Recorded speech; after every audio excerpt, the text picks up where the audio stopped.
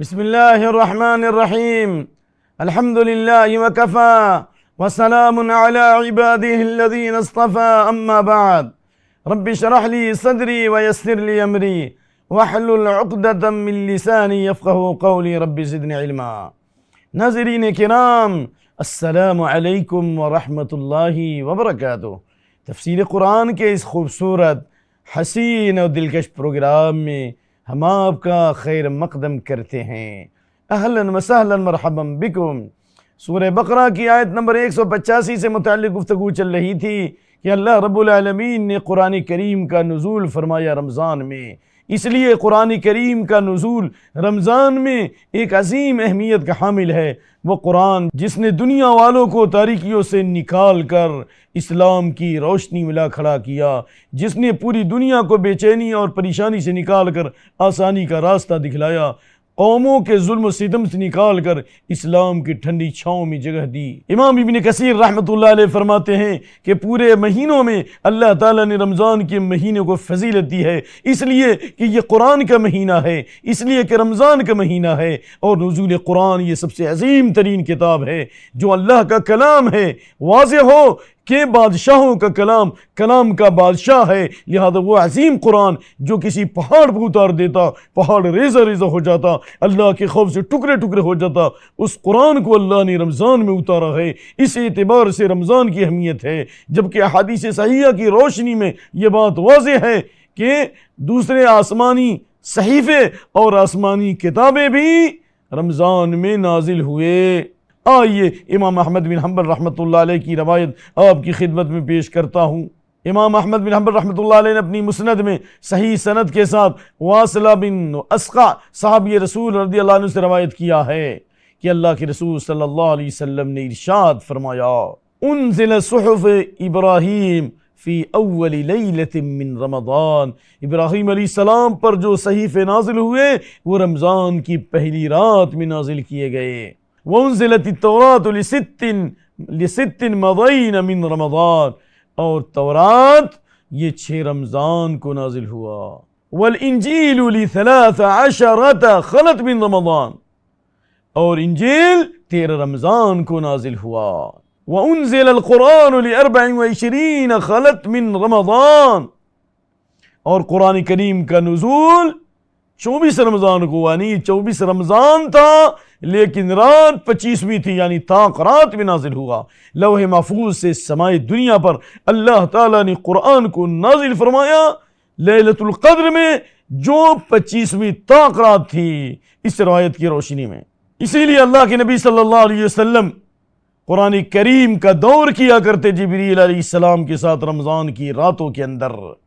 آپ خرچ بھی کرتے تھے، آپ صدقہ خیرات بھی کرتے تھے، اور آپ صلی اللہ علیہ وسلم مختلف عبادتوں سے ان راتوں کو زندہ کیا کرتے تھے۔ بالخصوص آپ صلی اللہ علیہ وسلم آخری عشرے میں بہت زیادہ عبادت کرتے تھے، جیسا کہ حضرت عائشہ رضی اللہ عنہ کی روایت، کان یخلط العشرین بصلاۃ و نوم، 20 راتوں تک آپ سوتے بھی تھے اور عبادت بھی کرتے تھے، لیکن جب آخری عشرہ آ جاتا شد المیزر و شمر و شد المیزر، آپ پورے طور پر کمر کس لیتے، پوری رات کو جگتے تھے، آپ عبادت بھی کرتے تھے اور اپنے گھر والوں کو جگاتے بھی تھے۔ سبحان اللہ و بحمدہ، سبحان اللہ العظیم۔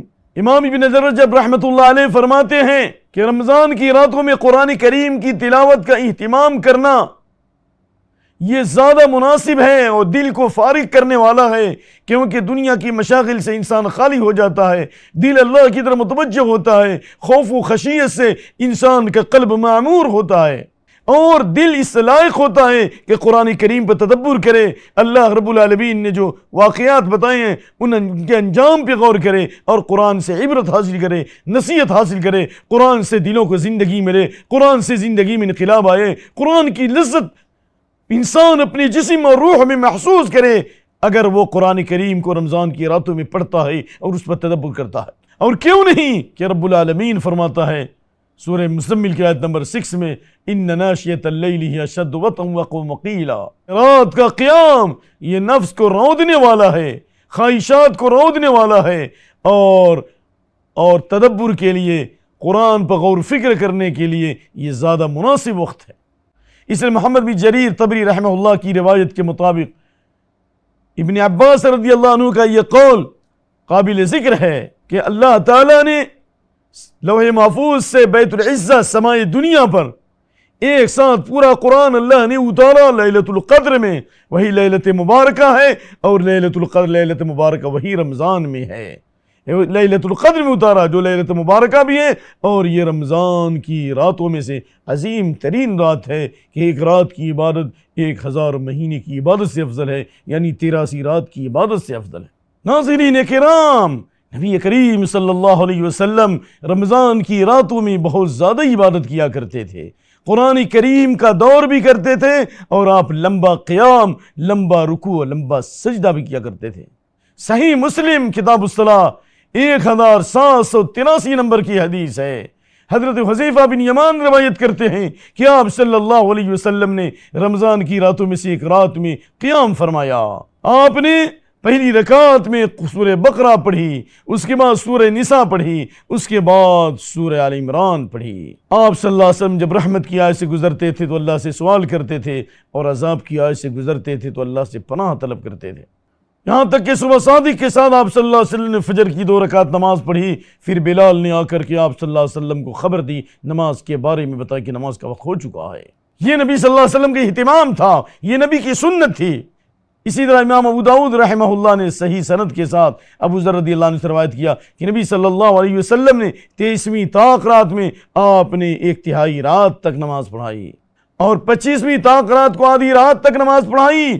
تو صحابہ کرام نے فرمایا لو نفلتنا بقیت لیلتنا، آپ بقیہ رات بھی اگر قیام اللیل کراتے تو کیا یہ اچھا ہوتا، یعنی آدھی رات تک کیوں نماز پڑھائی۔ ایمان کی بشاشت اور تازگی جب آ جاتی ہے تو تکلیف کا احساس ختم ہو جاتا ہے۔ قرآن کی شاشی، قیام اللیل کی روحانیت، اور رمضان کی عبادتیں، اور رب العالمین کی مناجات اس قدر انسان کے لیے لذت اندوز، اس قدر انسان کے لطف اندوز ہیں کہ صحابہ کرام اس عبادت کی لذت میں تکلیف کا احساس بھول گئے، اور کہا کیا یہ اچھا ہوتا کہ آپ پوری رات قیام کرتے۔ تو آپ صلی اللہ علیہ وسلم نے ارشاد فرمایا ان الرجل اذا صلى مع الامام حتى ينصرف كتب له قيام ليلہ، یعنی امام کے ساتھ نماز پڑھے اور امام کے ساتھ پلٹے تو اس کو پوری رات کا ثواب ملے گا، یعنی اس کے لیے پوری رات کا ثواب لکھا جائے گا۔ اللہ اکبر۔